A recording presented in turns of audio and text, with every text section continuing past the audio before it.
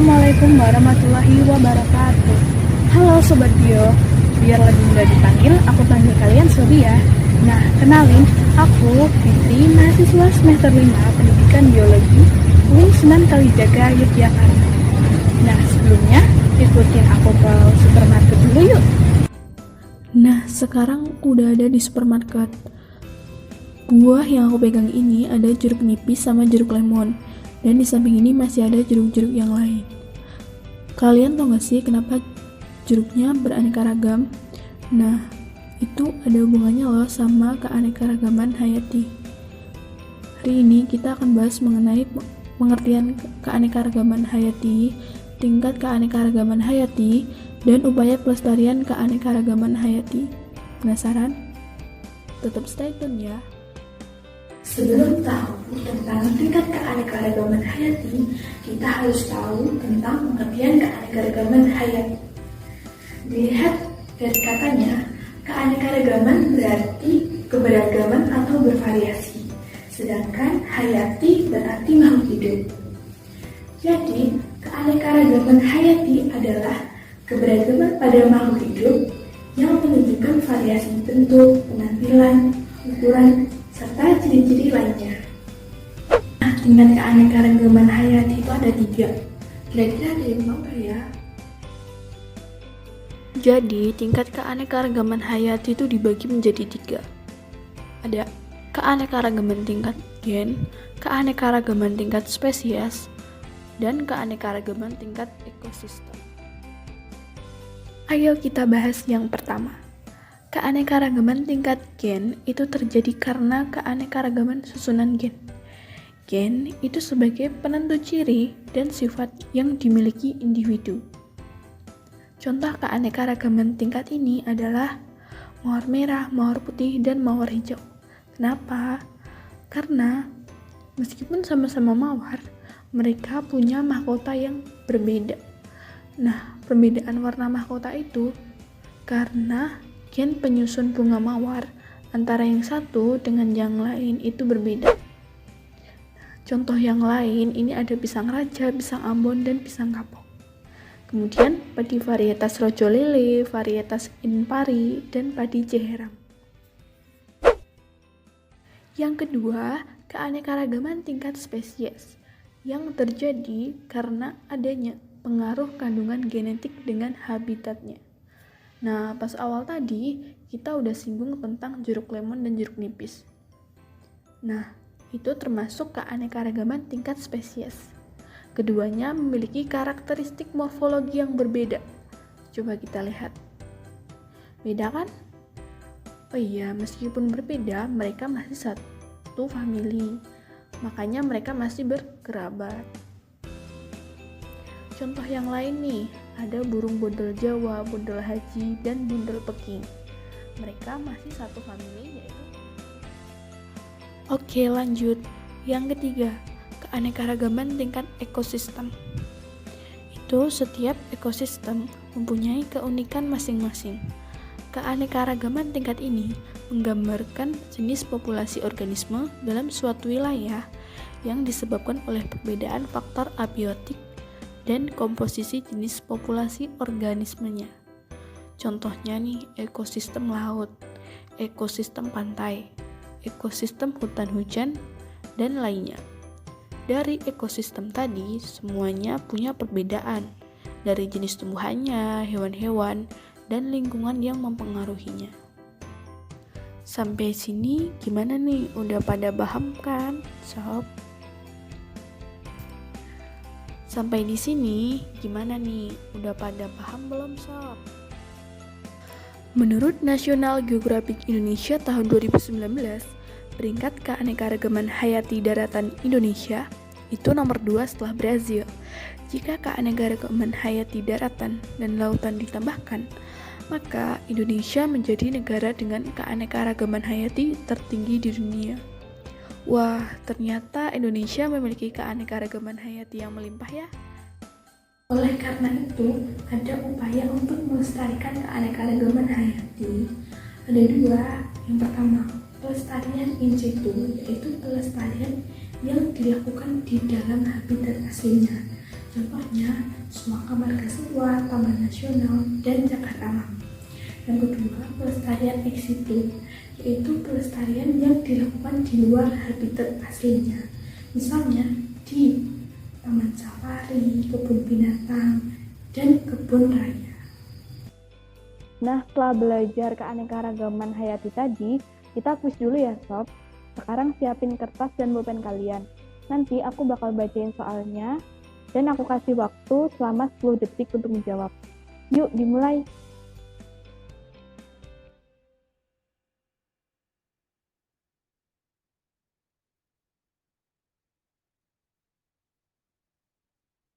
Kelompok tumbuhan yang mempunyai keanekaragaman tingkat gen di bawah ini adalah A. Labu siam, labu air, dan mentimun.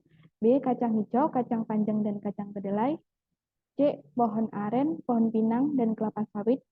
D. Mangga madu, mangga gadung, dan mangga nanas. E. Bawang merah, bawang putih, dan bawang bombay. Waktunya 10 detik dari sekarang ya, Sob.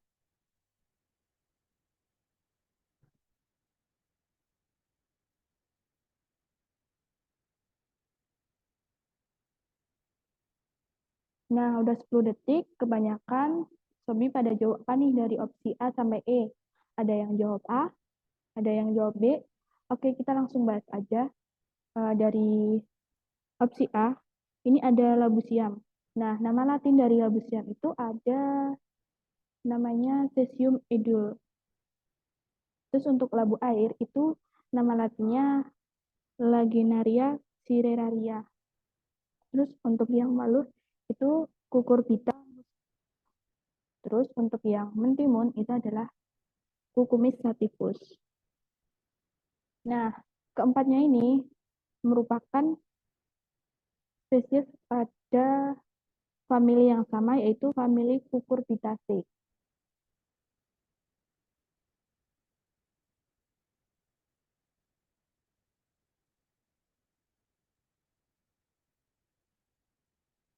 Nah, mereka ini termasuk keanekaragaman tingkat spesies yang masih dalam satu famili.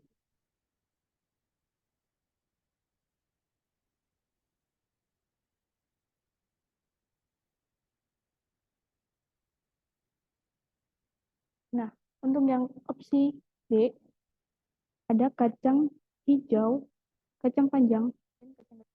Nah, untuk nama latinnya kacang hijau itu ada Vigna radiata.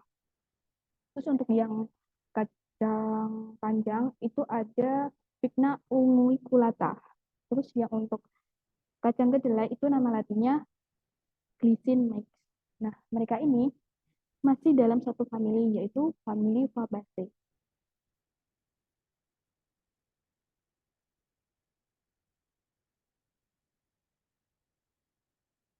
Nah, mereka ini termasuk keanekaragaman tingkat spesies.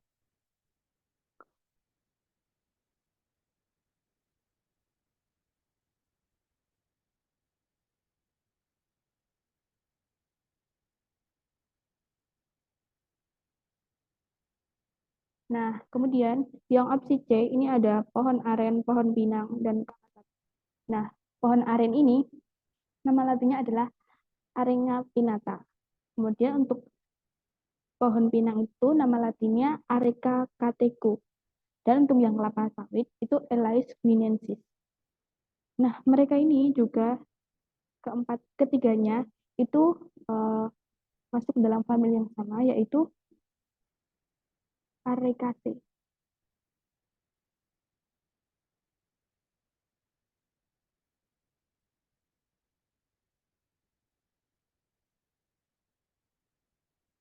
Masih sama juga ya keanekaragaman tingkat spesies.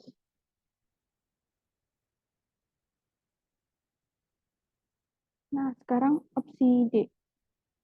Ini ada mangga madu, mangga gadung, dan nanas. Nah, mangga itu nama latinnya Mangifera indica.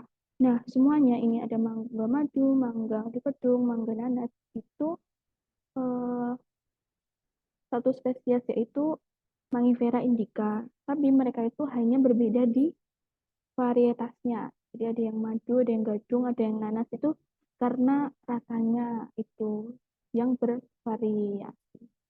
Hanya mereka ini berbeda di varietas.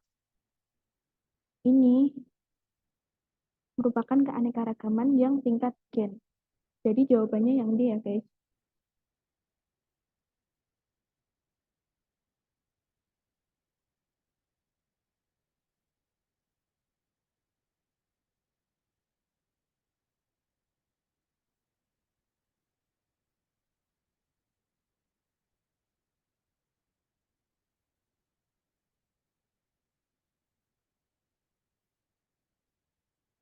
Nah, untuk yang opsi E, ini ada bawang merah, bawang putih, dan bawang bombay. Nah, untuk bawang merah, ini nama latinnya Allium cepa. Untuk bawang putih, nama latinnya Allium sativum. Dan untuk bawang bombay, ini nama latinnya itu Allium cepa lineaus. Nah, mereka ini termasuk keanekaragaman tingkat spesies. Karena ini, kita lihat dari genus mereka. Genus mereka ini Allium.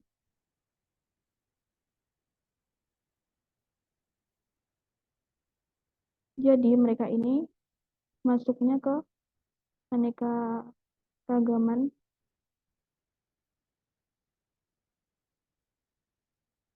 tingkat yes. Nah, kalau misalnya kalian nggak tahu tentang nama latinnya, kalian bisa lihat dari spesiesnya nih. Kalau spesiesnya tuh udah jelas berbeda karakteristiknya, berarti itu uh, keanekaragaman tingkat spesies. Tapi kalau yang dari yang mangga tadi, itu sama-sama mangga, tapi varietasnya berbeda. Jadinya mereka keanekaragaman tingkat gen. Oke, dari satu soal ini, siapa yang benar jawabannya? Selamat. Untuk yang belum tepat, tetap semangat. Belajarnya lebih ditingkatin lagi ya, Sob.